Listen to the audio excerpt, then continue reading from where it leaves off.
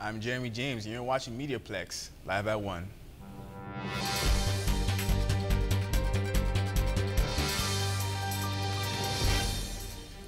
In relation to the Brussels terror attack, reporter Michael Hugo shares his rant about the recent events happening in our world today. Usually this segment on MediaPlex News Now is saved for a minute about a topic pertaining to the world of health, sports, or pop culture, but I'm going to change it up a bit. Let's talk about reality. The reality that is going on in our world this week.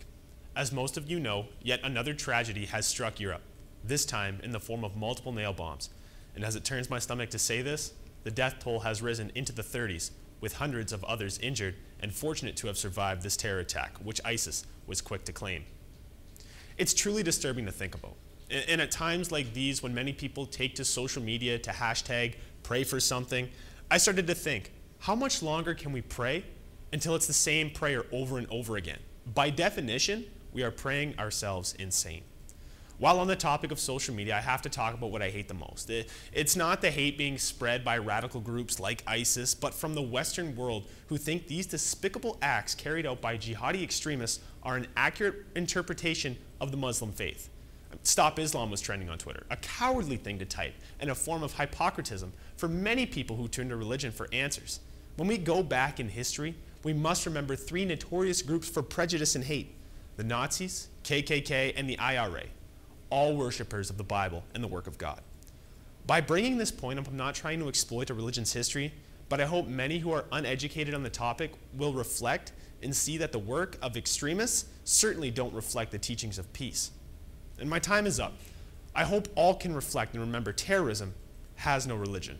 And for those coming into North America to find that prosperity and freedom, I say peace be with you and Assalamu Alaikum. Let's bring change about. Ojibwe Park has an overpopulation of deer, and that is a good news, bad news situation. Rhiannon Lotz tells us more. Ojibwe Park is home to a wide variety of animals, including squirrels, birds, and deer.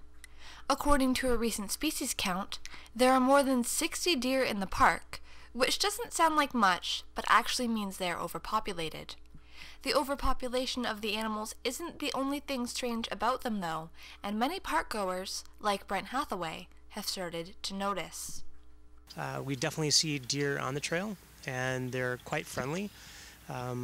As long as I keep the dog away from the deer, not to startle them, they'll come up to you, and they're very tame.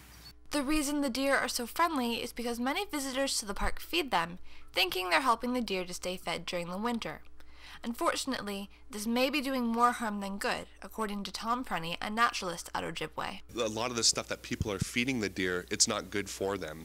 For example, people feed deer corn a lot of the times, but what corn does is basically swell their stomach, and they think that they're full, but they're not getting the nutrition that they need from that corn. So being that they're getting used to humans and they're relying on people for feeding, they're crossing the roads more frequently to get to people's backyards that are putting out the food. The park's proximity to major roads makes the deer especially dangerous to drivers whose cars they are now less afraid of. According to Statistics Canada, thousands of car crashes involving animals like deer and moose happen every year. The best times of day to see deer are dawn and dusk, but if you do happen to see them, remember, please do not feed the animals. For MediaPlex News, I'm Rhiannon Lotz. Former broadcaster Gian Gomeshi has been found not guilty. He faced 4 charges of sexual assault and 1 of choking. At approximately 11:30 this morning, the judge dismissed all 5 charges. And now on to weather. Today expects rain with a high of 13. Overnight, more showers with a low of 0. And tomorrow you'll be looking at a mix of sun and clouds with a high of 6. Are you interested to find out what we do here at the MediaPlex? Then join us for our open house on Saturday, April 2nd from 10 a.m. to 1 p.m. Meet students and faculty, tour our campuses, confirm your registration, and win prizes. We will even supply the coffee. Hope to see you there Saturday, April 2nd.